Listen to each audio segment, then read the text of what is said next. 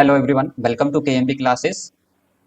मैं तरुण सर और आज एक बार फिर से हम एमसीक्यूज टाइप के क्वेश्चन को प्रैक्टिस करेंगे। इसमें आज का जो टॉपिक होगा अनुसंधान, संचार और तर्क।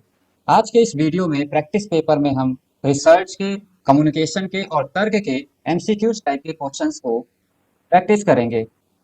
ये सभी क्वेश्चंस आपके एग्जाम्स के लिए बहुत ही हेल्पफुल साबित होगी, जिससे आप एग्जाम्स में अच्छा मार्क्स स्कोर करेंगे और 100% नेट जेआरएफ क्लियर कर पाएंगे। यह वीडियो प्रैक्टिस सेट का पार्ट 3 है। इससे पहले हमने 2 प्रैक्टिस सेट करवा दिए हैं। तो जिन स्टूडेंट्स ने पहले के प्रैक्टिस सेट को नहीं देखा है, वह उन वीडियो को जरूर देखें और साथ ही साथ चैनल को लाइक एंड सब्सक्राइब करना ना भूलें। चलिए फिर बिना किसी देरी के हम इस वीडियो को स्टार्ट करते हैं। तो फ्रेंड्स, आज के इस वीडियो का पहला क्वेश्चन है, निम्नलिखित में से किस अनुसंधान में अतीत के अध्ययन के माध्यम से नए तथ्यों की खोज की जाती है? आपके पास ऑप्शन है 1 दार्शनिक अनुसंधान, 2 ऐतिहासिक अनुसंधान, 3 पौराणिक अनुसंधान और 4 सामग्री विश्लेषण। यहाँ पर इस क्वेश्चन का आंसर आपका सेकंड होगा, ऐतिहासिक अनुसंधान, क्योंकि ऐतिहासिक अनुसंधान में ही हम अतीत की घटनाओं को समझते हैं, जानते हैं और नए तथ्यों की खोज करते हैं। क्वेश्चन नंबर 2, और क्वेश्चन नंबर 2 में आप देखेंगे पूछा गया है कि वैज्ञानिक विधि का उपयोग किस संदर्भ में किया जा सकता है? ऑप्शन है आपके पास 1 केवल भौतिक विज्ञान और रसायन शास्त्र में, ऑप्शन 2 केवल सामाजिक विज्ञान में, ऑप्शन 3 शारीरिक और सामाजिक विज्ञान में, ऑप्शन 4 उपरोक्त में से कोई नहीं। सो यहाँ पर देखेंगे आपकी वैज्ञानिक विधि का जो उपयोग है किस संदर्भ में किया जाता है, तो इसका उपयोग जो है ऑप्शन 3 शारीरिक और सामाजिक विज्ञान में इसका प्रयोग किया जाता है। क्वेश्चन नंबर 3, ज्ञानवान किसको संदर्भित करता है? ऑप्शन 1 है यह सामाजिक विज्ञान में विशेष रूप से प्रयुक्त शब्द है। सेकंड, यह रोगों के प्रकार के अध्ययन के लिए प्रयुक्त परिभाषित शब्द है। ऑप्शन 3, यह अध्ययन के क्षेत्र में ज्ञान का स्वीकार्य स्तर है। ऑप्शन 4, यह साक्षात्कार तकनीक का एक प्रकार है। तो यहाँ पर इसका जो राइट आंसर होगा ऑप्शन 3, यह अध्ययन के क्षेत्र में ज्ञान का स्वीकार्य स्तर है। क्वेश्चन नंबर 4, और क्वेश्चन नंबर 4 में आप देखेंगे कि निम्नलिखित में से कौन सा सिद्धांत का एक कार्य है? तो फ्रेंड्स, यहाँ पर सिद्धांत का एक कार्य पूछा जा रहा है और सिद्धांत का कार्य एक बताना है, क्या है? ऑप्शन 1 वर्तमान ज्ञान का एकीकरण करना, सेकंड भविष्यवाणी करना, थर्ड घटना की व्याख्या करना और 4 उपरोक्त सभी। तो यहाँ पर सिद्धांत का जो कार्य है वो है भविष्यवाणी करना। ऑप्शन 2 यहाँ पर राइट आंसर है। क्वेश्चन नंबर 5, और इसमें पूछा गया है कि अनुसंधान का प्रकार जो कि उपकल्पना और सिद्धांतों का इसलिए परीक्षण करती है ताकि यह समझाया जा सके कि घटना क्यों और कैसे घटती है। ऑप्शन है आपके पास वर्णनात्मक अनुसंधान, बी है भविष्य सूचक अनुसंधान, सी है व्याख्यात्मक अनुसंधान, ऑप्शन डी है यहाँ पर इनमें से कोई नहीं। तो यहाँ पर आप बताएं कि इनमें से कौन सा ऑप्शन सही होगा। तो इस क्वेश्चन का आंसर जो है ऑप्शन सी होगा, व्याख्यात्मक अनुसंधान। व्याख्यात्मक अनुसंधान ही उपकल्पना और सिद्धांत का परीक्षण करती है ताकि यह समझाया जा सके कि घटना क्यों और कैसे घटती है। इसी के साथ ही क्वेश्चन नंबर 6, और क्वेश्चन नंबर 6 में है कि निम्नलिखित में से कौन सी अनुसंधान विधि को नियंत्रित अवलोकन कहा जा सकता है? ऑप्शन है आपके पास ए ऐतिहासिक अनुसंधान, बी दार्शनिक अनुसंधान, सी क्षेत्र प्रयोग और डी उपर्युक्त सभी। तो फ्रेंड्स, यहाँ पर इसका जो राइट आंसर होगा ऑप्शन सी क्षेत्र प्रयोग। क्वेश्चन नंबर 7, और इसमें पूछा गया है कि अध्ययन का खोजपूर्ण वर्णनात्मक, विश्लेषणात्मक या भविष्य सूचक अनुसंधान का वर्गीकरण किस पर आधारित है? यानी कि कहा जा रहा है कि अध्ययन का खोजपूर्ण वर्णनात्मक, विश्लेषणात्मक और भविष्य सूचक अनुसंधान का वर्गीकरण किस पर आधारित है? ऑप्शन है आपके पास ए तर्क, बी परिणाम, सी उद्देश्य, डी प्रक्रिया। तो यहाँ पर इसका राइट आंसर होगा ऑप्शन सी उद्देश्य। क्वेश्चन नंबर 8, यहाँ पर आप देखेंगे कि एक संतोषजनक सांख्यिकीय मात्रात्मक विधि में निम्नलिखित में से कौन सा गुण नहीं होना चाहिए? ऑप्शन ए औचित्य, ऑप्शन बी मापन, ऑप्शन सी तुलनीय तथा ऑप्शन डी लचीलापन। इस क्वेश्चन का राइट आंसर है ऑप्शन डी लचीलापन। क्योंकि सांख्यिकीय मात्रात्मक विधि में लचीलापन नहीं होना चाहिए, इससे डाटा जो है सही नहीं होगा। क्वेश्चन नंबर 9, निम्नलिखित में से एक अकादमिक सभा में क्या अनिवार्य है? तो यहाँ पर पूछा जा रहा है एक अकादमिक सभा है, उसमें क्या चीज अनिवार्य है? संगोष्ठी, ऑप्शन बी सम्मेलन, ऑप्शन सी संवर्धन, ऑप्शन डी इनमें से कोई नहीं। तो फ्रेंड्स यहाँ पर एक अकादमिक सभा में संगोष्ठी होना अनिवार्य है, ऑप्शन ए इसका राइट आंसर माना जाएगा। क्वेश्चन नंबर 10, यहाँ पर आप देखेंगे कि निम्नलिखित में से कौन सा एक ग्रंथ सूची के अंत में सूत्रों को उद्धृत कराने के लिए आवश्यक है? तो यहाँ पर कहा जा रहा है कि एक ग्रंथ सूची के अंत में सूत्रों को उद्धृत कराने के लिए कौन सी चीज आवश्यक है? ऑप्शन ए सम्मेलन, ऑप्शन ऑप्शन बी संगोष्ठी, ऑप्शन सी पेपर और ऑप्शन डी संवर्धन। तो फ्रेंड्स यहाँ पर जो इसका राइट आंसर है ऑप्शन डी संवर्धन। क्वेश्चन नंबर 11, और इसमें पूछा गया है कि निम्नलिखित में से किस में इंटरनेट का सबसे अधिक उपयोग करने की संभावना होती है? तो यहाँ पर बताना है इंटरनेट का कहाँ ज्यादा से ज्यादा प्रयोग किया जाता है? वेब सम्मेलन में, सेमिनार में, सिंपोजियम में या फिर उपयोग में कोई नहीं, यानी कि उपरोक्त में से कोई नहीं। तो फ्रेंड्स यहाँ पर जो ऑप्शन है उसके हिसाब से सबसे ज्यादा इंटरनेट जो प्रयोग किया जाता है वेब सम्मेलन में, ऑप्शन ए इसका राइट आंसर है। क्वेश्चन नंबर 12, यहाँ पर आप देखेंगे कि निम्नलिखित में से कौन पत्रिका में प्रकाशित होता है?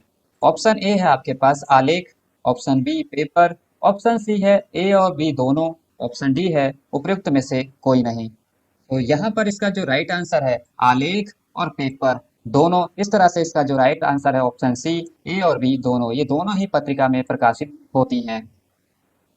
क्वेश्चन नंबर 13, यहाँ पर पूछा गया है कि निम्नलिखित में से अनुसंधान की गुणवत्ता किससे आंकी जाती है? तो अनुसंधान की गुणवत्ता यहाँ पर पूछा गया है किस चीज से आंकी जाती है? ऑप्शन ए है आपके पास अनुसंधान की प्रासंगिकता से, ऑप्शन बी है अनुसंधान के संचालन में अपनाई गई पद्धति से, ऑप्शन सी है अनुसंधान की गहराई से, ऑप्शन डी है शोधकर्ता के अनुभव से। इसका राइट आंसर है ऑप्शन बी अनुसंधान के संचालन में अपनाई गई पद्धति से, मेथड से। क्वेश्चन नंबर 14, निम्नलिखित में से किसे एक ही समस्या की कई स्वतंत्र अध्ययन के परिणामों पर आधारित सांख्यिकीय आंकड़ों का मूल्यांकन करने की विधि को व्यवस्थित करने के रूप में परिभाषित किया गया? ऑप्शन ए है कारक विश्लेषण, ऑप्शन बी है मेटा विश्लेषण, ऑप्शन सी है व्यवस्थित विश्लेषण और ऑप्शन डी है इनमें से कोई नहीं। दोस्तों इसका जो राइट आंसर होगा ऑप्शन बी मेटा विश्लेषण। क्वेश्चन नंबर 15, और इसमें पूछा गया है कि एक शोध अध्ययन की गुणवत्ता का किस आधार पर मूल्यांकन किया जाता है? सो यहाँ पर ऑप्शन है प्रकाशन का स्थान, बी अनुशंसा को क्रियान्वित करने पर और सी जिस कठोरता से लागू किया जाता है और डी है इनमें से कोई नहीं। ऑप्शन सी यहाँ पर इसका राइट आंसर है कि जिस कठोरता से इसको लागू किया जाता है। क्वेश्चन नंबर 16, जिसमें पूछा जा रहा है कि प्रयोगात्मक अनुसंधान में किस प्रक्रिया की आवश्यकता नहीं होती? ऑप्शन है आपके पास अवलोकन, ऑप्शन बी कार्य साधन, ऑप्शन सी नियंत्रण, ऑप्शन डी सामग्री विश्लेषण। इस क्वेश्चन का राइट आंसर है ऑप्शन डी सामग्री विश्लेषण। प्रयोगात्मक अनुसंधान में सामग्री विश्लेषण की आवश्यकता नहीं होती। क्वेश्चन नंबर 17, और यहाँ पर आप देखेंगे कि इसमें पूछा जा रहा है कि निम्नलिखित में से कौन सी अनुसंधान प्रतिमान वास्तविकता की व्यवहारिक दृष्टिकोण पर आधारित है? ऑप्शन ए है मात्रात्मक अनुसंधान, ऑप्शन बी है गुणात्मक अनुसंधान, ऑप्शन सी है मिश्रित अनुसंधान, ऑप्शन डी है इनमें से कोई नहीं। इस क्वेश्चन का जो राइट आंसर है ऑप्शन सी मिश्रित अनुसंधान। क्वेश्चन नंबर 18, निम्नलिखित में से कौन सी प्रदत्त संग्रह की विधि नहीं है? तो प्रदत्त संग्रह की डाटा कलेक्शन की विधि कौन सी इसमें से नहीं है? ऑप्शन ए प्रश्नावली, ऑप्शन बी साक्षात्कार, ऑप्शन सी टिप्पणियां और ऑप्शन डी प्रयोग। तो यहाँ पर इसका जो राइट आंसर है ऑप्शन सी टिप्पणियां। टिप्पणियां जो है प्रदत्त संग्रह की कोई विधि नहीं होती। क्वेश्चन नंबर 19, निम्नलिखित में से किसे परिमाणात्मक रूप से व्यक्त नहीं किया जा सकता? तो यहाँ पर देखा जाए तो क्वेश्चन पूछा जा रहा है परिमाणात्मक यानी कि अंक रूप में इसको व्यक्त नहीं कर सकते, जैसे कि ऑप्शन ए है सामाजिक आर्थिक स्थिति, बी है वैवाहिक स्थिति, सी है संख्यात्मक योग्यता और डी है व्यवसायिक मनोदृष्टि। तो इस क्वेश्चन का जो राइट आंसर है ऑप्शन डी, व्यवसायिक मनोदृष्टि को हम परिमाणात्मक रूप से व्यक्त नहीं कर सकते। क्वेश्चन नंबर 20, निम्नलिखित में से कौन सी हानि है जिसका अनुसंधान प्रतिभागियों को सामना करना पड़ सकता है? ऑप्शन है आपके पास ए शारीरिक चोट, बी तनाव और चिंता, सी खराब विकास और डी उपरोक्त सभी। इस क्वेश्चन का राइट आंसर है उपरोक्त सभी। ये सभी चीजें जो है किसी भी अनुसंधान प्रतिभागियों को इसका सामना करना पड़ सकता है। क्वेश्चन नंबर 21, और यहाँ पर आप देखेंगे कि पूछा जा रहा है कि विसंरचना निम्नलिखित में से किस में शोध की एक लोकप्रिय विधि है? ऑप्शन है आपके पास मौलिक विज्ञान, ऑप्शन बी अनुपयुक्त विज्ञान, ऑप्शन सी समाज विज्ञान और ऑप्शन डी साहित्य। इस क्वेश्चन का राइट आंसर है ऑप्शन डी साहित्य। क्वेश्चन नंबर 22, मौलिक शोध के सिद्धांतों का निम्नलिखित में से किस में उपयोग किया जाता है? ऑप्शन ए है क्रियापरक शोध, बी है अनुप्रयुक्त शोध, सी है दार्शनिक शोध और डी है ऐतिहासिक शोध। यहाँ पर इस क्वेश्चन का राइट आंसर है ऑप्शन बी उन अनुपयुक्त शोध। इंग्लिश में इसे अप्लाइड रिसर्च कहते हैं। तो यहाँ पर ऑप्शन बी जो है अप्लाइड रिसर्च में मौलिक शोध का प्रयोग किया जाता है। क्वेश्चन नंबर 23, और इसमें पूछा गया है कि तात्कालिक उपयोग में आने वाली अनुसंधान धारा है। ऑप्शन ए है संकल्पनात्मक, ऑप्शन बी है क्रियात्मक, ऑप्शन सी है मौलिक, ऑप्शन डी है अनुभाविक। यहाँ पर इसका जो राइट आंसर होगा ऑप्शन बी क्रियात्मक। क्रियात्मक अनुसंधान में ही तात्कालिक उपयोग में आने वाला अनुसंधान माना जाता है। क्वेश्चन नंबर 24, शोध प्रबंधन कथन है एक प्रेक्षण, बी है एक तथ्य, सी दृढ़ कथन, डी विचार विमर्श। इसका राइट आंसर है ऑप्शन सी दृढ़ कथन। क्वेश्चन नंबर 25, जिसमें पूछा गया है कि एक थीसिस यानी कि शोध प्रबंध में चित्र एवं तालिकाएं रहती हैं। तो चित्र एवं तालिकाएं शोध में थीसिस में कहाँ रहती हैं? ऑप्शन ए है परिशिष्ट में, ऑप्शन बी है एक अलग अध्याय में, ऑप्शन सी है अंतिम अध्याय में, ऑप्शन डी है मूल पाठ में। दोस्तों इस क्वेश्चन का जो राइट आंसर है ऑप्शन डी मूल पाठ में। मूल पाठ में ही चित्र एवं तालिकाएं रहती हैं। क्वेश्चन नंबर 26, और यहाँ पर आप देखेंगे कि पूछा गया है कि जब शिक्षाविदों को व्याख्यान देने अथवा उस विशिष्ट शिक्षा संबंधी प्रकरणों पर प्रस्तुति देने के लिए बुलाया जाता है तो यह कहलाता है क्या? ऑप्शन ए है आपके पास प्रशिक्षण कार्यक्रम, ऑप्शन बी है सेमिनार, ऑप्शन सी है कार्यशाला और ऑप्शन डी है सिंपोजियम। इस क्वेश्चन का जो राइट आंसर है ऑप्शन बी सेमिनार। सेमिनार में ही शिक्षाविदों को व्याख्यान देने अथवा उस विशिष्ट शिक्षा संबंधी प्रकरणों पर प्रस्तुति देने के लिए बुलाया जाता है। क्वेश्चन नंबर 27, यहाँ पर पूछा गया है कि एक अनुसंधानकर्ता किसी क्षेत्र में एक राजनीतिक दल विशेष की संभावनाओं के अध्ययन हेतु इच्छुक है। इस कथन हेतु किस उपकरण को वरीयता देनी चाहिए? ऑप्शन ए अनुसूची, ऑप्शन बी निर्धारण मापनी, ऑप्शन सी साक्षात्कार, ऑप्शन डी प्रश्नावली। तो यहाँ पर जो इसका राइट आंसर होगा ऑप्शन डी प्रश्नावली। क्वेश्चन नंबर 28, यहाँ पर पूछा गया है कि निम्नलिखित में से शोध के किस प्रकार में मौजूदा स्थितियों में सुधार पर ध्यान केंद्रित किया जाता है? ऑप्शन ए है मौलिक शोध, ऑप्शन बी है बृहद शोध, ऑप्शन सी है क्रियात्मक शोध, ऑप्शन डी है प्रायोगिक शोध। इस क्वेश्चन का राइट आंसर है ऑप्शन सी क्रियात्मक शोध। क्वेश्चन नंबर 29, एक शोधकर्ता बच्चों की चिंता उन्मुखता पर पोषण विधि के प्रभाव का आकलन करने का प्रयास करता है। कौन सी शोध विधि इसके लिए उपयुक्त होगी? ऑप्शन ए है विशिष्ट अध्ययन पद्धति, ऑप्शन बी है प्रायोगिक पद्धति, ऑप्शन सी है कार्योत्तर पद्धति, ऑप्शन डी है सर्वेक्षण पद्धति। इस क्वेश्चन का राइट आंसर है ऑप्शन सी कार्योत्तर पद्धति। क्वेश्चन नंबर 30, यहाँ पर पूछा गया है कि निम्नलिखित में से किस व्यवस्था में विचारों और मुद्दों की व्यापक रेंज को संभव बनाया जा सकता है? ऑप्शन ए है शोध लेखन, ऑप्शन बी कार्यशाला पद्धति, ऑप्शन सी सम्मेलन, ऑप्शन डी संगोष्ठी। इस क्वेश्चन का राइट आंसर है ऑप्शन सी सम्मेलन। फ्रेंड्स, अगर आप इन सभी क्वेश्चंस को कर रहे हैं तो आप वीडियो को पॉज कर दें और पॉज करने के बाद अपने आंसर को मन में सोचें या अपनी नोटबुक में इसको लिखते रहें। और आप अपना खुद से मूल्यांकन करें कि मुझे कितने क्वेश्चंस के आंसर सही कर पा रहे हैं। इस तरह से आप अपना स्वयं का मूल्यांकन कर अपने आप को जांच सकते हैं और पता लगा सकते हैं कि आपको अभी तक कितनी नॉलेज हुई है, किन किन चीज़ों में आपको प्रॉब्लम आ रही है और किन किन चीज़ों को, किस टॉपिक को आपको ज़्यादा पढ़ना होगा। इस तरह से यदि आप तैयार करते हैं, इन क्वेश्चंस को प्रैक्टिस करते हैं, तो गारंटी है कि आप नेट जेआरएफ क्वालिफाइड कर लेंगे। चलिए फिर अब हम अपने नेक्स्ट क्वेश्चन की ओर बढ़ते हैं और क्वेश्चन नंबर है 31।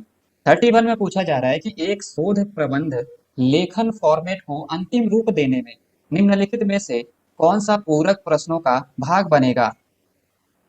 ऑप्शन है आपके पास ए सारणियों और आंकड़ों की सूची, बी विशेष सारणी, सी अध्ययन के निष्कर्ष, डी ग्रंथ सूची और परिशिष्ट। तो इस क्वेश्चन का जो राइट आंसर होगा ऑप्शन डी ग्रंथ सूची और परिशिष्ट। क्वेश्चन नंबर 32, प्रयोगात्मक शोध आधारित अध्ययन में सांख्यिकीय विश्लेषण के लिए निम्नलिखित में से किस चर पर जाता है।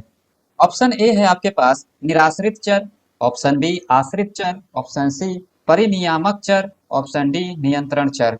इस क्वेश्चन का जो राइट आंसर होगा ऑप्शन बी आश्रित चर। क्वेश्चन नंबर 33, निम्नलिखित में से शोध के लिए किस प्रकार में शिक्षण संबंधी क्षमता के संवर्धन की संभाव्यता होती है।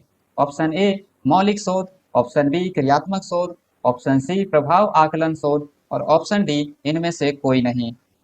इस क्वेश्चन का जो राइट आंसर है ऑप्शन बी है क्रियात्मक शोध। क्रियात्मक शोध में ही शिक्षण संबंधी क्षमता के संवर्धन की संभाव्यता होती है, पॉसिबिलिटी होती है। क्वेश्चन नंबर 34 और इसमें पूछा गया है कि एक शोधकर्ता द्वारा किसी प्रयोग में उपयोग किए जाने वाले चरों को क्या कहा जाता है। ऑप्शन ए है प्रक्रिया चर, बी है स्वतंत्र चर, सी है निर्भर चर और डी है इनमें से कोई नहीं। इस क्वेश्चन का राइट आंसर है ऑप्शन बी स्वतंत्र चर। क्वेश्चन नंबर 35, भारत सरकार द्वारा 2011 में जनगणना में अनुसंधान की कौन सी विधि प्रयुक्त की गई थी। तो भारत सरकार द्वारा जब 2000 की जनगणना हुई थी उस समय अनुसंधान की कौन सी विधि प्रयोग में लाई गई थी। ऑप्शन ए है व्यक्ति अध्ययन विधि, ऑप्शन बी सर्वेक्षण विधि, ऑप्शन सी प्रयोगात्मक विधि, ऑप्शन डी विकासात्मक विधि। तो फ्रेंड्स इस क्वेश्चन का जो राइट आंसर है ऑप्शन बी सर्वेक्षण विधि। सर्वेक्षण विधि के द्वारा ही 2011 की जनगणना संपन्न की गई थी। क्वेश्चन नंबर 36, शोध की रूपरेखा की संस्तुति करने वाली समिति है। शोध की रूपरेखा की जो संस्तुति है उसको करने वाली समिति का नाम बताना है आपको। Option A RDC, option B BOS, option C SEC और ऑप्शन डी है एसडब्ल्यूसी। तो फ्रेंड्स यहाँ पर जो इसका राइट आंसर है ऑप्शन ए आरडीसी। आरडीसी जो है उसके द्वारा ही शोध की रूपरेखा की संस्तुति की गई थी। क्वेश्चन नंबर 37, अनुसंधान में विशाल न्यायाधीश होने पर अधिक उपयुक्त विधि है, यानी कि बहुत ज्यादा बड़ा न्यायाधीश आपके पास है तो उसके लिए कौन सी विधि प्रयोग में लाई जाएगी। ए है प्रयोगात्मक विधि, बी है व्यक्ति अध्ययन विधि, सी सर्वेक्षण विधि और डी पर्यवेक्षण विधि। यहाँ पर्यवेक्षण प्र कट गया है दोस्तों, तो यहाँ पर पर्यवेक्षण विधि। इस क्वेश्चन का जो राइट आंसर होगा ऑप्शन सी सर्वेक्षण विधि। सर्वेक्षण विधि के द्वारा ही हम इतना भी बड़ा आपके पास सैंपल हो उस सैंपल को आप इसके माध्यम से आसानी से डाटा कलेक्शन कर सकते हैं। क्वेश्चन नंबर 38, जिसमें पूछा गया है कि शोध कार्यों में आंकड़ों को एकता करने यानी कि एकत्रित करने का सबसे उत्तम उपकरण है। तो आंकड़ों को एकत्रित करने का सबसे उत्तम उपकरण क्या है। ए प्रश्नावली, बी अनुसूची, सी अनुसूचियां और डी परीक्षण।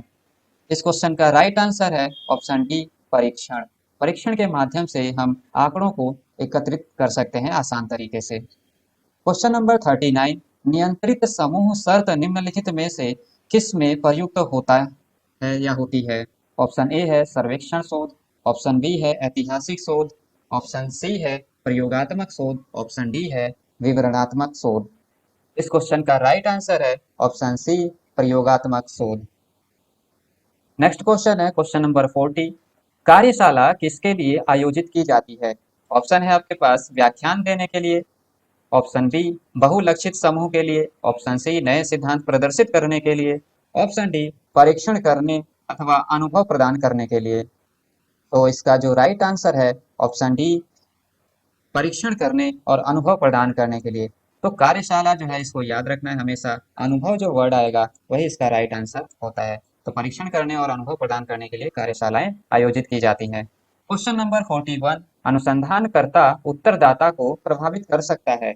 ऑप्शन ए है डाक प्रणाली में, ऑप्शन बी है अनुसूची प्रणाली में, ऑप्शन सी है प्रायोगिक विधि में, और ऑप्शन डी है साक्षात्कार विधि में। सो यहाँ पर इसका जो राइट आंसर होगा ऑप्शन बी, अनुसूची प्रणाली में। क्वेश्चन नंबर 42, ऐतिहासिक पद्धति में अभाव पाया जाता है, यानी कि ऐतिहासिक पद्धति में किस चीज का अभाव पाया जाता है।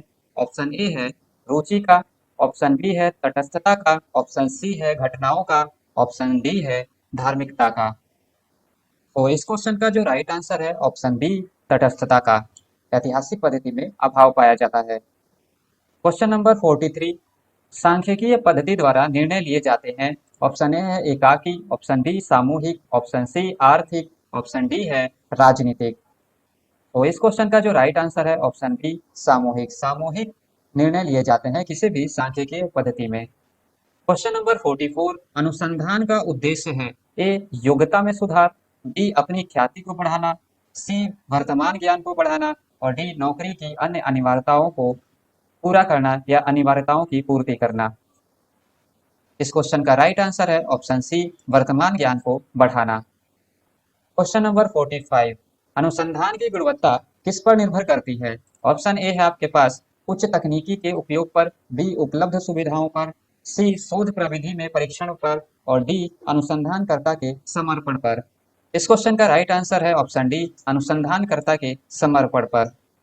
क्वेश्चन नंबर 46, साधारणतया एक अच्छे अनुसंधान के 4 चरण होते हैं, तो नीचे दिए गए इनको क्रम के अनुसार व्यवस्थित करिए। तो यहाँ पर अनुसंधान के चरणों को आपको क्रम वाइज लगाना है। ऑप्शन ए है प्रेक्षण की योजना बनाना, 2 है निष्कर्षों का निर्वाचन करना, 3 है उद्देश्य निर्धारित करना, और चौथा है प्रेक्षण का विश्लेषण करना। यहाँ पर आपके पास ऑप्शन है ऑप्शन ए 3 1 4 2, 1 2 3 4, और यहाँ पर बी में है 1 4 3 2, और डी है 3 4 1 2। तो फ्रेंड्स यहाँ पर जो हमारे पास ऑप्शन दिए गए हैं, इन ऑप्शंस के अकॉर्डिंग अनुसंधान के चरण जो है वो ऑप्शन ए नंबर फर्स्ट सही होगा, 3 1 4 2। सबसे पहले 3 आ जाएगा उद्देश्य निर्धारित करना, फिर प्रेक्षण की योजना बनाना, और उसके बाद जो है प्रेक्षण का विश्लेषण करना, और अंतिम में निष्कर्षों का निर्वाचन करना। क्वेश्चन नंबर 47, जिसमें पूछा गया है कि वर्णनात्मक अनुसंधान में सबसे पहले किया जाता है। तो फ्रेंड्स यहाँ पे वर्णनात्मक अनुसंधान में सबसे पहले क्या किया जाता है। ऑप्शन ए है नियमों का निर्माण, ऑप्शन बी उद्देश्यों का स्पष्टीकरण, ऑप्शन सी है ए और बी दोनों, ऑप्शन डी है ए और बी दोनों नहीं। इस क्वेश्चन का राइट आंसर है ऑप्शन बी, उद्देश्यों का स्पष्टीकरण किया जाता है। क्वेश्चन नंबर 48, निम्नलिखित में से कौन सा प्रभावी संप्रेषण का मूल तत्व है। प्रभावी संप्रेषण का मूल तत्व ऑप्शन ए संदेश, ऑप्शन बी प्रतिपुष्टि, ऑप्शन सी कूट लेखन, ऑप्शन डी संकेत वाचक। इस क्वेश्चन का जो राइट आंसर होगा ऑप्शन बी, प्रतिपुष्टि, फीडबैक। क्वेश्चन नंबर 49, संप्रेषण के संकेत वाचन का अर्थ है। ऑप्शन ए है संदेश का मूल्यांकन, ऑप्शन बी विचारों का कूटों में अनुवाद करना, ऑप्शन सी संदेशों की स्वीकृति, ऑप्शन डी संदेशों की व्याख्या। इस तरह से संप्रेषण के संकेत वाचन का अर्थ होगा संदेशों की व्याख्या करना।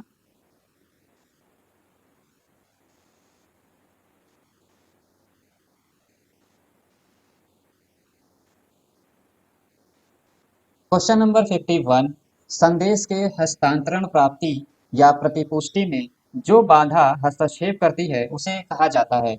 ऑप्शन ए प्रतिपुष्टि, option B feed forward, option C channel, और ऑप्शन डी शोर।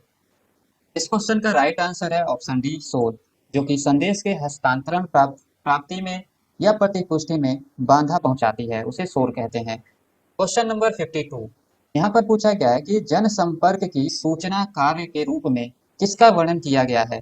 प्रचार, ऑप्शन बी प्रसार, ऑप्शन सी निगरानी, और ऑप्शन डी है परिवर्तन। इस क्वेश्चन का राइट आंसर है ऑप्शन सी निगरानी। निगरानी जो है जनसंपर्क की सूचना कार्य के रूप में वर्णन किया जाता है। क्वेश्चन नंबर 53, और यहाँ पर आप देखेंगे कि संप्रेषण प्रक्रिया में संदेश प्रेषक का बहुत अच्छा व्याकरण होता है। जो क्षमता मूल रूप से किस पर आधारित होती है? ऑप्शन ए है आपके पास व्याख्यात्मक, बी अर्थ संबंधी, सी वाक्यात्मक, डी व्यवहारिक।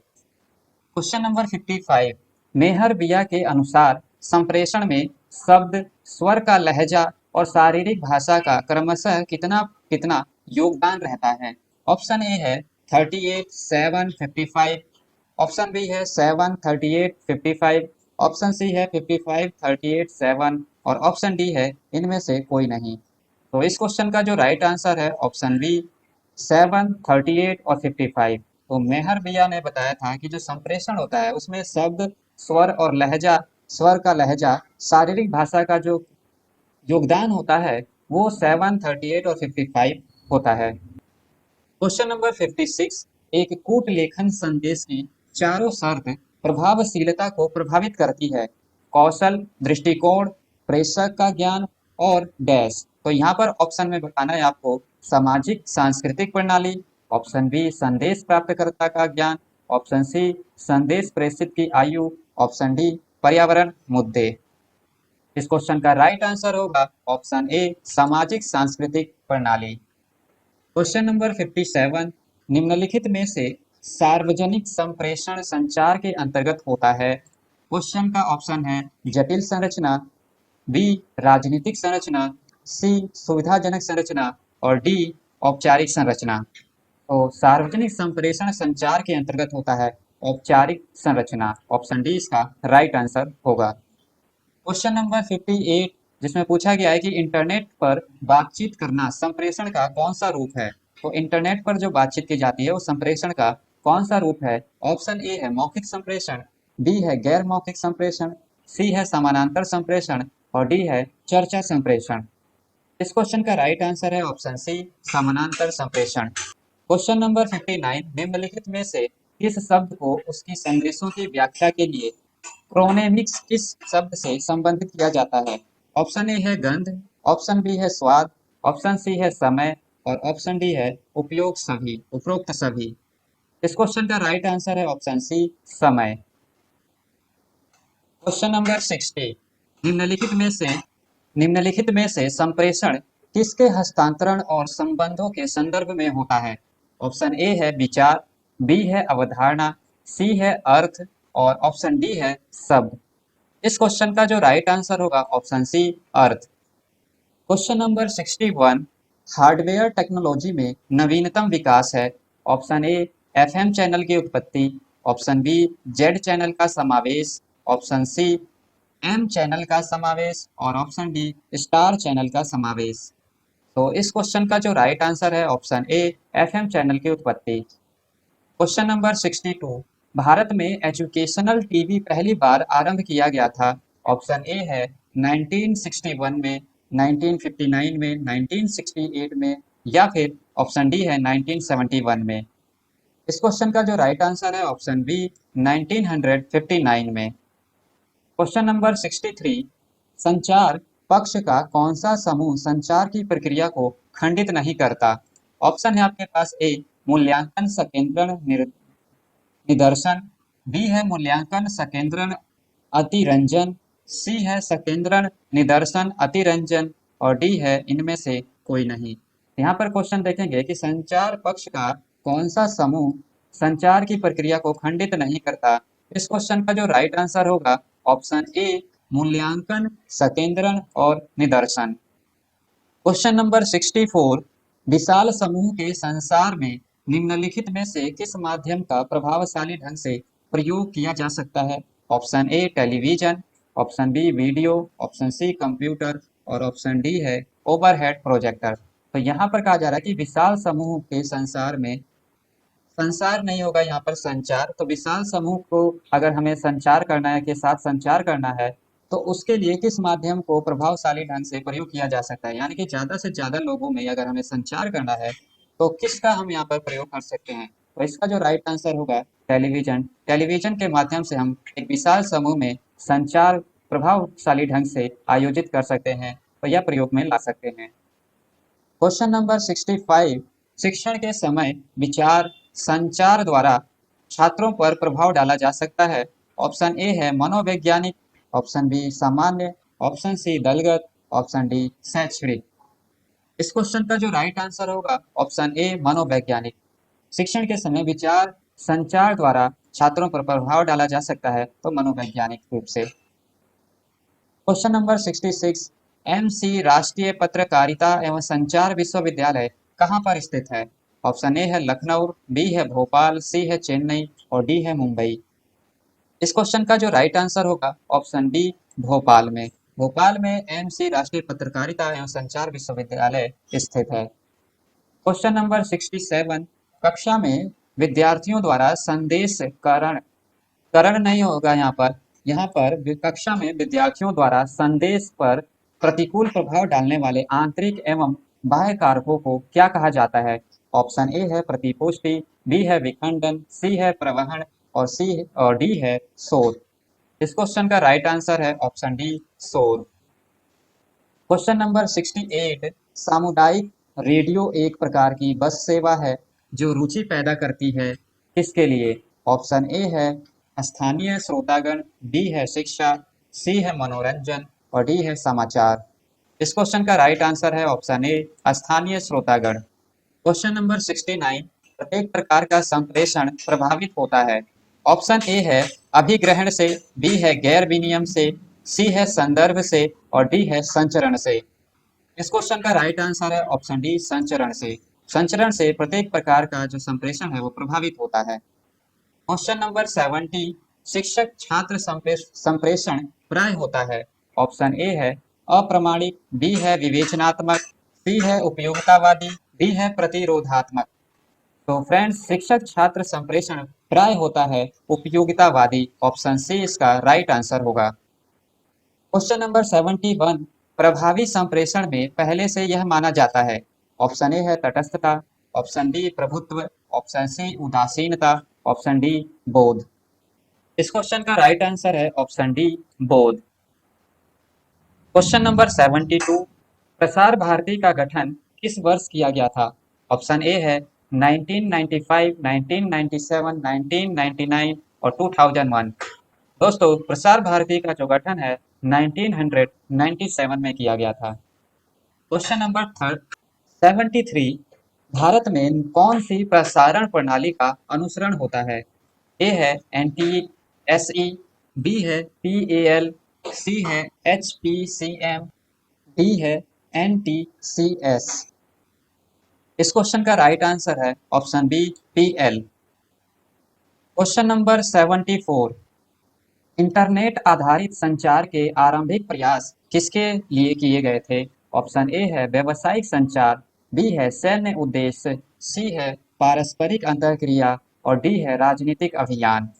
तो फ्रेंड्स यहाँ पर आप देखेंगे कि इंटरनेट आधारित संचार जो है सबसे पहले जो शुरू किए गए थे ऑप्शन बी सैन्य उद्देश्य के लिए किए गए थे। क्वेश्चन नंबर 75, संस्थाओं के अंतर्गत आंतरिक संचार किसके द्वारा किया जाता है? संसार नहीं, यहाँ पर संचार है। तो संचार जो है किसके द्वारा किया जाता है? ऑप्शन ए है लेन, ऑप्शन बी वेन, option C EBB, option D MMS। तो फ्रेंड्स संस्थाओं के अंतर्गत आंतरिक संचार जो किए जाते हैं वह लेन के द्वारा किए जाते हैं, LAN, लोकल एरिया नेटवर्क। और यहाँ पर इस तरह से इसका जो राइट आंसर होगा ऑप्शन ए सही होगा। क्वेश्चन नंबर 76, निम्नलिखित में से संचार के अंतर्गत कौन सा संदेश ग्रहण करने में प्रमुख अवरोधक है? ऑप्शन ए है आपके पास श्रोताओं का दृष्टिकोण, बी है श्रोताओं का ज्ञान, सी है श्रोताओं की शिक्षा, डी है श्रोताओं की आय। इस क्वेश्चन का राइट आंसर है ऑप्शन ए श्रोताओं का दृष्टिकोण। क्वेश्चन नंबर 77, सिद्धांत रिकॉर्ड हमारे सामूहिक डैश को आकार प्रदान करते हैं। ऑप्शन ए है निर्माण, बी है अवबोधन, सी है खपत और डी है सर्जन। इस क्वेश्चन का राइट आंसर है ऑप्शन बी अवबोधन। सिद्धांत रिकॉर्ड हमारे सामूहिक अवबोधन को आकार प्रदान करते हैं। क्वेश्चन नंबर 78, जब संदेश परस्पर विरोधी है तो यह कहा जाता है कि अधिकांश लोग विश्वास करते हैं। ऑप्शन ए है अनियत संदेशों पर, ऑप्शन डी मौखिक संदेशों में, ऑप्शन सी अमौखिक संदेशों में और ऑप्शन डी उग्र संदेशों में। इस क्वेश्चन का राइट आंसर है ऑप्शन सी, अमौखिक संदेशों में। क्वेश्चन नंबर 79, अच्छे कक्षा संप्रेषक के रूप में आपसे अपेक्षा की जाती है कि आप अपने डैश यानी कि ऑप्शन ए है श्रोताओं के मनोभाव को समझे, बी शांत संकेत को समझे, सी कलात्मक विराम को समझे और डी प्रति तर्क को समझे। इस क्वेश्चन का राइट आंसर है ऑप्शन सी, कलात्मक विराम को समझे। तो अच्छे कक्षा संप्रेषक के रूप में आपसे अपेक्षित की जाती है कि आप अपने कलात्मक विराम को समझे, आप अपने अंदर छुपी हुई क्रिएटिविटी को समझे। क्वेश्चन नंबर 80, क्योंकि जानकारी आपका अधिकार है, इस सूक्ति नहीं यहाँ पर युक्ति का प्रयोग किया जाता है। Option A the times of India द्वारा, ऑप्शन बी द हिंदू द्वारा, ऑप्शन सी इंडियन एक्सप्रेस द्वारा और ऑप्शन डी हिंदुस्तान टाइम्स द्वारा। फ्रेंड्स, इसका जो राइट आंसर होगा ऑप्शन डी, हिंदुस्तान टाइम्स के द्वारा। हिंदुस्तान टाइम्स में ही बोला जाता है कि जानकारी आपका अधिकार है। क्वेश्चन नंबर 81, भारतीय प्रेस परिषद कहाँ है? चेन्नई में, मुंबई में, कोलकाता में, दिल्ली में। इस क्वेश्चन का राइट आंसर है ऑप्शन डी, दिल्ली में। क्वेश्चन नंबर 82, किसी संदेश का फीडबैक किस से आता है? ऑप्शन ए सैटेलाइट से, बी मीडिया से, सी श्रोता वर्ग से और डी संप्रेषण से। इस क्वेश्चन का राइट आंसर है ऑप्शन सी, श्रोता वर्ग से। जो श्रोता होता है वही फीडबैक देता है। क्वेश्चन नंबर 83, कक्षा में स्वाद अनिवार्य रूप से होना चाहिए, काल्पनिक, अमूर्त, गैर विवरणात्मक और डी है तदनुभूति। सो फ्रेंड्स, इस क्वेश्चन का जो राइट आंसर है ऑप्शन डी, तदनुभूति। क्वेश्चन नंबर 84, संप्रेषण की युक्ति प्रचार से पहले सूचनाएं एकत्र करना क्या कहलाता है? ऑप्शन है आपके पास feedback, option B feed forward, option C अनुसंधान अध्ययन, ऑप्शन डी अभिमत। तो फ्रेंड्स, इस क्वेश्चन का जो राइट आंसर है ऑप्शन डी अभिमत। क्वेश्चन नंबर 85, आगमनात्मक बौद्धिकता आधारित है या पूर्व अपेक्षा करती है? ऑप्शन ए है प्रकृति की एक रूपता का, बी है विश्व को ईश्वर ने बनाया, सी है प्रकृति की एकता और डी है प्रकृति के नियम। इस क्वेश्चन का जो राइट आंसर है ऑप्शन ए, प्रकृति की एक रूपता। क्वेश्चन नंबर 86, निगनात्मक तर्क का निष्कर्ष। ऑप्शन ए आधार वाक्यों का योग है, ऑप्शन बी आधार वाक्यों पर अनिवार्यता आधारित नहीं होता, ऑप्शन सी आधार वाक्यों से फलित होते हैं, ऑप्शन डी आधार वाक्यों से अतिरिक्त होता है। इस क्वेश्चन का राइट आंसर है ऑप्शन सी, आधार वाक्यों से फलित होते हैं। क्वेश्चन नंबर 87, निम्नलिखित में से कौन सा शब्द दो पदों के बीच संबंध को दर्शाता है? ऑप्शन ए है विषय, बी है वस्तु, सी है विधेय और डी है संयोजक। इस क्वेश्चन का राइट आंसर है ऑप्शन डी, संयोजक। क्वेश्चन नंबर 88, लक्ष्मण नैतिक रूप से अच्छा व्यक्ति है क्योंकि ऑप्शन ए है वह धार्मिक है, ऑप्शन बी है वह शिक्षित है, सी वह धनी है और डी वह विवेकी है। तो इस क्वेश्चन का जो राइट आंसर है ऑप्शन डी, वह विवेकी है। क्वेश्चन नंबर 89, समालोचनात्मक चिंतन होने के लिए होना चाहिए। ऑप्शन ए व्यवहारिक, बी सामाजिक संगतता, सी व्यक्तिगत संतोष, डी पुनः अवलोकन। इस क्वेश्चन का राइट आंसर है ऑप्शन डी, पुनः अवलोकन। क्वेश्चन नंबर 90, निगनात्मक तर्क में शामिल है। ऑप्शन ए है आपके पास पर्याप्त साक्ष्य, बी है आलोचनात्मक विचार, सी है तार्किक संबंध देखना और डी है पुनः पुनः अवलोकन। इस क्वेश्चन का जो राइट आंसर है ऑप्शन सी, तार्किक संबंध को देखना। क्वेश्चन नंबर 91, आगमनात्मक तर्क में कौन सा शब्द निष्कर्ष के संदर्भ में प्रयुक्त है? दोस्तों, आगमनात्मक निगनात्मक तर्क जो है मैंने पिछले वीडियो में करा दिया है, शिक्षण विधियों के अंतर्गत मैंने इसको बताया है। यदि आप इस क्वेश्चन को हमेशा सही करना चाहते हैं तो हमारे द्वारा बताए गए उन वीडियो को जरूर देखें और इन सभी कॉन्सेप्ट को आप आसानी से समझ सकते हैं, जिससे आपका ये एग्जाम में कभी भी क्वेश्चन गलत नहीं होगा। तो क्वेश्चन नंबर 91 है, आगमनात्मक तर्क में कौन सा शब्द निष्कर्ष के संदर्भ में प्रयुक्त है? ऑप्शन ए है संभावित, ऑप्शन बी निश्चित, ऑप्शन सी स्थिर और ऑप्शन डी पूर्वानुमान। इस क्वेश्चन का राइट आंसर है ऑप्शन ए संभावित। क्वेश्चन नंबर 92, वह प्रक्रिया जिसमें तर्कों के आधार पर किसी परिणाम पर पहुंचा जा सकता है उसे क्या कहा जाता है? ऑप्शन ए है संकल्पना, बी है निष्कर्ष, सी है सम्मेलन और डी है संकेतार्थ। इस क्वेश्चन का जो राइट आंसर है ऑप्शन बी निष्कर्ष। क्वेश्चन नंबर 93, कोई मनुष्य मरणशील नहीं है का व्याघात बताइए। दोस्तों इस तरह के क्वेश्चंस आपको एग्जाम में बहुत देखने को मिलेंगे और जल्द ही हम इस पर वीडियो बनाने वाले हैं जिससे आप इस तरह के क्वेश्चंस को आसानी से कर सकेंगे। चलिए जानते हैं कि 93 क्वेश्चन में क्या पूछा गया है कि कोई मनुष्य मरणशील नहीं है, इसका व्याघात बताइए। तो व्याघात में ऑप्शन दिया गया है कि कुछ मनुष्य मरणशील हैं, कुछ मनुष्य मरणशील नहीं है, सी है सभी मनुष्य मरणशील है और डी है कोई मरणशील मनुष्य नहीं है। इस क्वेश्चन का जो राइट आंसर होगा ऑप्शन बी कुछ मनुष्य मरणशील नहीं है। क्वेश्चन नंबर 94, प्रस्तावना चाणक्य बुद्धिमान है निम्नलिखित में से किसका उदाहरण है? ए है नकारात्मक प्रस्ताव, बी है भावात्मक प्रस्ताव, सी है एक वचन प्रस्ताव, डी है अमान्य प्रस्ताव। इस क्वेश्चन का राइट आंसर है एक वचन प्रस्ताव। क्वेश्चन नंबर 95, यदि दो उपविरोधी तर्क वाक्यों में एक सत्य है तो दूसरा क्या होगा? यहाँ पर ये सभी तर्क से रिलेटेड क्वेश्चन है जो कि एग्जाम्स में इसके 1 से 2 क्वेश्चन आते ही हैं। यहाँ पर आप देखेंगे कि यदि दो उपविरोधी तर्क वाक्यों में एक सत्य है तो दूसरा क्या होगा? ऑप्शन ए है सत्य होगा, बी है असत्य होगा, सी है संशयात्मक होगा और डी है ना तो सत्य और ना ही असत्य होगा। तो इस क्वेश्चन का जो राइट आंसर है ऑप्शन सी संशयात्मक होगा।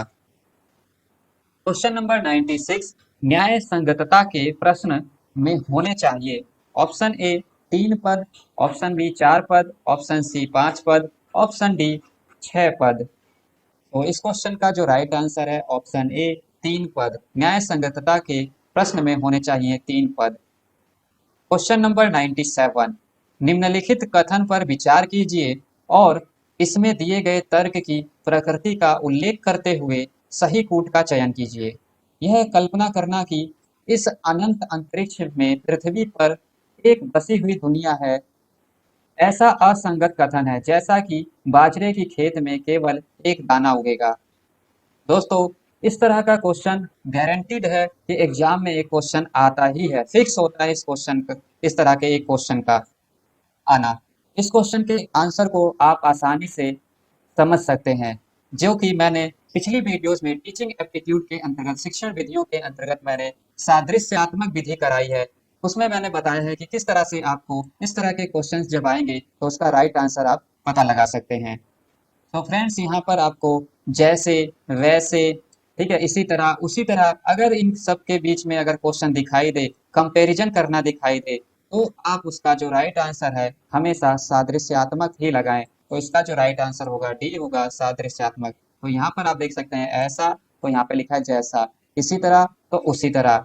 इस तरह से ही यहाँ पर ये पूछा जाएगा और इस तरह से जब कोई क्वेश्चन पूछा जाएगा तो उसका जो राइट आंसर होगा सादृश्यात्मक या सादृश्य मूलक विधि इसका राइट आंसर होगा।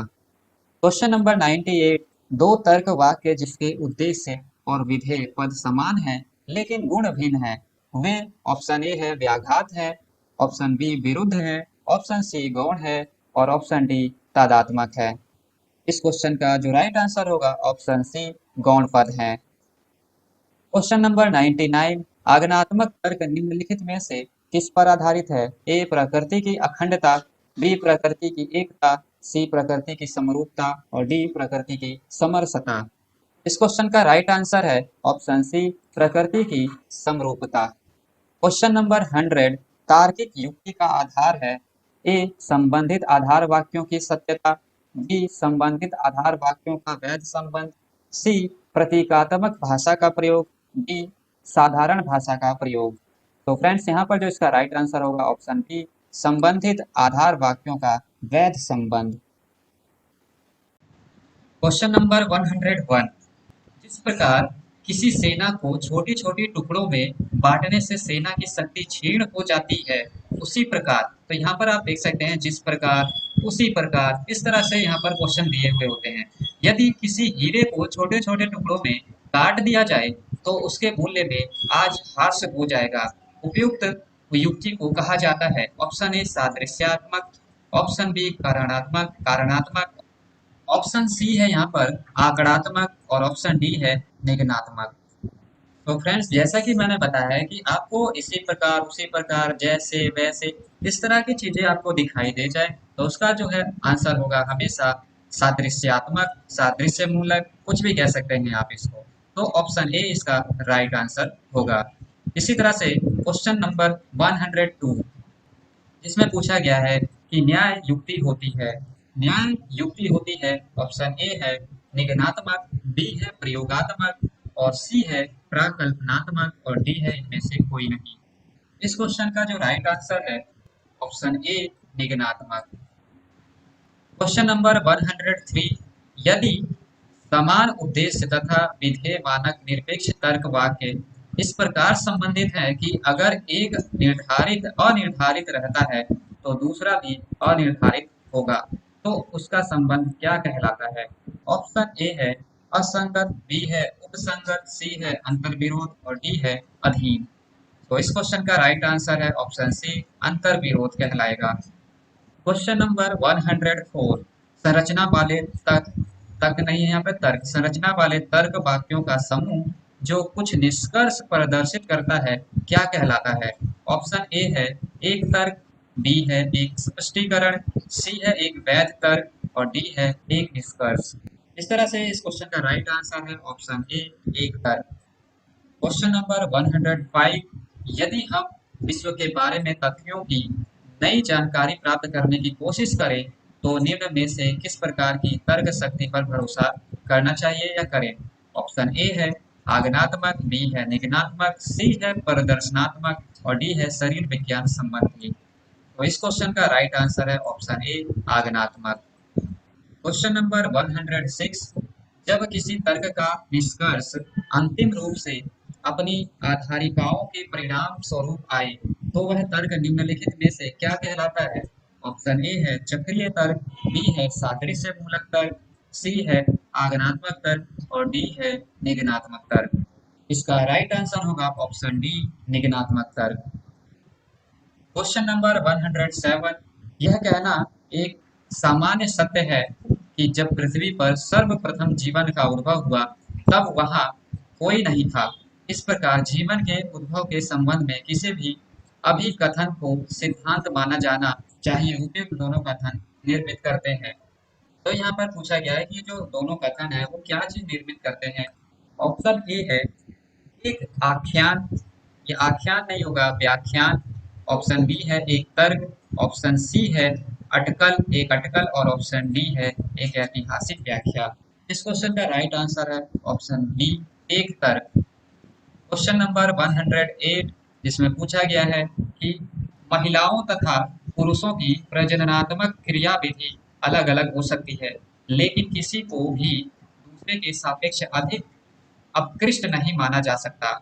उसी तरह जिस प्रकार किसी पक्षी के पंखों को मीन पंखों, यहाँ पे पंख है, पंखों के सापेक्ष उत्कर्ष अथवा अपकृष्ट नहीं माना जा सकता। यह किस प्रकार का तर्क है। ऑप्शन ए है जीव विज्ञानीय, बी है शरीर संबंधी, सी है सादृश्य परक और डी है काल्पनिक। तो मैंने आपको बताया है जहां पर आपको इसी तरह उसी तरह जिस प्रकार उस प्रकार दिखाई दे तो इसका जो राइट आंसर होगा ऑप्शन सी सादृश्य परक। क्वेश्चन नंबर 109 इसमें युक्ति युक्त तर्क दिया गया है और कहा गया है कि यहाँ पर एक कथन दिया जाएगा और निष्कर्ष उसके बाद आपको आंसर बताना है। तो कथन ये है कि इस साल अगर वर्षा ठीक नहीं हुई तो हम अच्छे अनाज के उत्पादन की आशा नहीं कर सकते। कृषि मंत्री का एक जनसभा को संबोधित ये कहा गया कथन है। यहाँ पर निष्कर्ष है कि पहला निष्कर्ष है अनाज का उत्पादन अच्छी वर्षा से संबंध रखता है। निष्कर्ष दो है सरकार ने बरसात नहीं होने की स्थिति में कृषि की जरूरतों की दूसरी व्यवस्था नहीं की है। यहाँ पर आपके पास कई सारे ऑप्शन हैं। ऑप्शन ए है यहाँ पर केवल निष्कर्ष एक अनुसरण करता है यानी केवल निष्कर्ष एक सही है। केवल निष्कर्ष दो अनुसरण करता है। उसके बाद यहाँ पे है कि निष्कर्ष एक व दो, यानी कि एक और दो दोनों ही अनुसरण नहीं करते। यहाँ पे फोर्थ में है कि निष्कर्ष एक और दो दोनों अनुसरण करते हैं। तो इस तरह से आपको यहाँ पर चार ऑप्शन दिए गए हैं और इनमें से एक आंसर आपको पहचानना है। तो यहाँ पर आप देखेंगे तो इस क्वेश्चन का जो राइट आंसर होगा ऑप्शन वन, केवल जो निष्कर्ष एक है वही इसका अनुसरण करता है, वही सही है। क्वेश्चन नंबर 110 और इसमें लिखा है कि कथन है कि जो कर्मचारी ऑफिस देर से पहुंचते हैं उसके वेतन का 10% हिस्सा काट लिया जाएगा। एक प्रबंधक की कर्मचारियों को चेतावनी ये दी गई है। और निष्कर्ष है कि एक निष्कर्ष है जिसमें पूछा बोला गया है कि प्रबंधकों का स्वभाव कठोर होता है। दूसरा निष्कर्ष ये है कि ऑफिस में कुछ कर्मचारी देर से आते हैं। आपके पास ऑप्शन है वन, केवल निष्कर्ष एक अनुसरण करता है। दो, केवल निष्कर्ष दो अनुसरण करता है। तीन, निष्कर्ष एक व दो दोनों अनुसरण नहीं करते। और फोर्थ है निष्कर्ष एक और दो दोनों अनुसरण करते हैं। तो फ्रेंड्स यहाँ पर जो इसका राइट आंसर होगा ऑप्शन टू, केवल निष्कर्ष दो ही इसका सही अनुसरण करता है। क्वेश्चन नंबर 111, कथन दिया गया है कि यह पुस्तक उसके लिए है जो भारतीय इतिहास के बारे में अधिक जानने के लिए उत्सुक है। और इसके निष्कर्ष में दिया है कि पहला, व्यक्ति जो किसी लेखक के बारे में जानने के लिए उत्सुक है किताबें पढ़ सकता है। निष्कर्ष दो है कि प्रत्येक पुस्तक कुछ पाठकों को आकर्षित कर सकती है। यहाँ पर आपके पास ऑप्शन वन है केवल निष्कर्ष एक अनुसरण करता है। बी है दो है केवल निष्कर्ष दो अनुसरण करता है। तीन है निष्कर्ष एक और दो दोनों ही अनुसरण नहीं करते। और फोर्थ है निष्कर्ष एक और दो दोनों अनुसरण करते हैं। तो यहाँ पर इसका जो राइट आंसर होगा ऑप्शन टू, केवल निष्कर्ष दो ही इसका अनुसरण करता है। क्वेश्चन नंबर 112, कथन है कि गरीबों की सहायता मानव की सच्ची मानवता की सच्ची सेवा है। इसका निष्कर्ष है एक, गरीब व्यक्तियों को दूसरों की मदद की आवश्यकता होती है। दूसरा है यदि हम गरीब की मदद नहीं करेंगे तो हम मनुष्य नहीं कहलाएंगे। यहाँ पर आपके पास ऑप्शन दिया है कि केवल निष्कर्ष एक अनुसरण करता है। दूसरा है केवल निष्कर्ष दो अनुसरण करता है। तीसरा ऑप्शन है निष्कर्ष एक और दो दोनों ही अनुसरण नहीं करते। और ऑप्शन फोर है निष्कर्ष एक और दो दोनों ही अनुसरण करते हैं। तो इस क्वेश्चन का जो राइट आंसर होगा ऑप्शन डी, निष्कर्ष एक और दो दोनों ही इसका अनुसरण करते हैं। क्वेश्चन नंबर 113 और यहाँ पर आप देखेंगे कि कथन में दिया गया है कि धूम्रपान करना एक व्यक्ति की व्यक्तिगत कमजोरी है, जिसे छोड़ना काफी हद तक दूर कर पाना व्यक्ति की इच्छा शक्ति पर निर्भर करती है। तो यहाँ पर आप देखेंगे इसका जो निष्कर्ष है वो दिया गया है वन, मनुष्य में कई प्रकार की कमजोरियां पाई जाती हैं। दूसरा, दृढ़ इच्छा शक्ति वाला व्यक्ति धूम्रपान छोड़ सकता है। इस क्वेश्चन के ऑप्शन है आपके पास, यदि केवल निष्कर्ष एक अनुसरण करता है, केवल निष्कर्ष दो अनुसरण करता है, तीसरा है निष्कर्ष एक और निष्कर्ष दो अनुसरण करते हैं, और चौथा है ना तो निष्कर्ष एक और ना तो निष्कर्ष दो ही अनुसरण करते हैं, और पांचवा है निष्कर्ष एक और निष्कर्ष दो दोनों अनुसरण करते हैं। इस क्वेश्चन का जो राइट आंसर है ऑप्शन टू, यदि केवल निष्कर्ष एक और दो दोनों ही अनुसरण करते हैं, यानी कि जो केवल निष्कर्ष टू है यही इसका अनुसरण करता है इस लाइन का। क्वेश्चन नंबर 114 और इसमें पूछा गया है कि कथन है आजकल महानगरों में नर्सरी शिक्षा कई गुना महंगी हो गई है। निष्कर्ष वन है महानगरों में प्राइस जो होता है वो सभी चीजों की महंगी रहती है। सेकंड है निजी कारण के चलते महानगरों में नर्सरी शिक्षा कई गुना महंगी हो गई है। यहाँ पर आपके पास ऑप्शन दिया गया है केवल निष्कर्ष एक अनुसरण करता है। दूसरा में है केवल निष्कर्ष दो अनुसरण करता है। तीसरा है या तो निष्कर्ष एक या तो निष्कर्ष दो अनुसरण करता है। और चौथा है ना तो निष्कर्ष एक और ना ही निष्कर्ष दो अनुसरण करते हैं। और पांचवा ऑप्शन है निष्कर्ष एक और दो दोनों ही अनुसरण करता है। तो फ्रेंड्स इस क्वेश्चन का जो राइट आंसर है ऑप्शन फोर, ना ही निष्कर्ष एक और ना ही निष्कर्ष दो इसका अनुसरण करता है। क्वेश्चन नंबर 115, कथन दिया है कि गरीबों को हर जगह अपमानित होना पड़ता है तथा रमेश एक गरीब व्यक्ति है। अब यहाँ पर निष्कर्ष है कि एक, लोग रमेश को पसंद नहीं करते। दूसरा है रमेश को हर जगह अपमानित होना पड़ता है। यहाँ पर आपके पास ऑप्शन है कि केवल निष्कर्ष एक अनुसरण करता है। दूसरा है निष्कर्ष दो अनुसरण करता है। तीसरा है यदि ना तो निष्कर्ष एक और ना निष्कर्ष दो अनुसरण करता है। चौथा ऑप्शन है ना ही निष्कर्ष एक और ना ही निष्कर्ष दो अनुसरण करता है। और पांचवा ऑप्शन है निष्कर्ष एक और दो दोनों ही अनुसरण करता है। इस क्वेश्चन का जो राइट आंसर होगा ऑप्शन टू, केवल निष्कर्ष दो इसका अनुसरण करता है। क्वेश्चन नंबर 116, यहाँ पर आप देखेंगे कि पूछा गया है कि भारत की मुद्रा रुपया है यानी कि, जबकि अमेरिका की मुद्रा डॉलर है। यहाँ पर निष्कर्ष है, एक, आयात निर्यात व्यापार में मुद्रा मुख्य भूमिका अदा करती है। दूसरा, आजकल डिजिटल मुद्रा जैसे कि बिटकॉइन भी कई देशों में प्रचलन में है। सेम आपके पास ऑप्शन है, केवल निष्कर्ष एक अनुसरण करता है, केवल निष्कर्ष दो अनुसरण करता है, या तो निष्कर्ष एक या निष्कर्ष दो अनुसरण करता है। चौथा है, ना ही निष्कर्ष एक और ना ही निष्कर्ष दो अनुसरण करता है। और पांचवा है, निष्कर्ष एक और दो दोनों ही इसका अनुसरण करते हैं। तो फ्रेंड्स, इस क्वेश्चन का जो राइट आंसर है ऑप्शन फोर, ना ही निष्कर्ष एक और ना ही निष्कर्ष दो इसका अनुसरण करते हैं। क्वेश्चन नंबर 117, कथन दिया गया है कि अत्यधिक मांग को देखते हुए जो भी व्यक्ति प्रोग्राम की टिकट खरीदने आए उसे 5 से अधिक टिकट नहीं दी जाएगी। और इसका निष्कर्ष है, एक, प्रबंधनकर्ता अधिक टिकट नहीं बेचना चाहता है। दूसरा, कोई भी व्यक्ति 5 से अधिक टिकट नहीं खरीदना चाहता है। ऑप्शन है आपके पास, केवल निष्कर्ष एक अनुसरण करता है। दूसरा है, केवल निष्कर्ष दो अनुसरण करता है। तीसरा है, निष्कर्ष एक और दो दोनों ही अनुसरण नहीं करते। और ऑप्शन फोर है, केवल एक और दो मतलब दोनों ही यहाँ पर अनुसरण करते हैं। इस तरह से इसका जो राइट आंसर होगा ऑप्शन थ्री, निष्कर्ष एक और दो दोनों ही अनुसरण नहीं करते। क्वेश्चन नंबर 118, कथन दिया गया है कि अपने धन को 5 महीनों में दोगुना कीजिए। एक विज्ञापन में ये बात कही गई है। और इसका निष्कर्ष एक दिया गया है कि यह आश्वासन निष्कपट नहीं है। सेकंड है, व्यक्ति अपने धन को बढ़ता हुआ देखना चाहते हैं। आपके पास ऑप्शन है, वन, केवल निष्कर्ष एक अनुसरण करता है। सेकंड, केवल निष्कर्ष दो अनुसरण करता है। थर्ड, निष्कर्ष एक या दो दोनों ही अनुसरण नहीं करते। और निष्कर्ष एक और दो दोनों ही अनुसरण करते हैं। तो फ्रेंड्स, इस क्वेश्चन का जो राइट आंसर होगा ऑप्शन टू, केवल निष्कर्ष दो अनुसरण करता है। तो फ्रेंड्स, आई होप ये सभी क्वेश्चन आपको पसंद आए होंगे और आप इन सभी क्वेश्चंस के माध्यम से अपनी प्रैक्टिस अच्छी कर सकते हैं। साथ ही साथ इन सभी क्वेश्चंस को कैसे सॉल्व किया जाता है, कैसे डील करते हैं, इसको जानने के लिए आप हमारे यूट्यूब चैनल को सब्सक्राइब कर सकते हैं। वहाँ पर क्योंकि इसको कॉन्सेप्चुअल चीज़ों के बारे में हम बताकर आपकी समस्याओं का समाधान करते हैं। अभी हमने सिर्फ टीचिंग एप्टीट्यूड के सभी सिलेबस को डिस्कस किया है। इसके बाद हम रिसर्च एप्टीट्यूड के सभी टॉपिक्स को एक एक करके आपको समझाएंगे। और उसके बाद जब आप इन सभी क्वेश्चंस को करेंगे तो आप देखिएगा आसानी से इन सभी चीज़ों को आप सॉल्व कर लेंगे। चलिए फिर मिलते हैं नेक्स्ट वीडियो में कुछ अन्य नई महत्वपूर्ण चीज़ों के साथ। और हाँ, वीडियो को लाइक एंड सब्सक्राइब करना ना भूलें। साथ ही साथ अपने सभी फ्रेंड सर्कल में इसको शेयर करें। Thank you for watching KMD classes. Have a good day.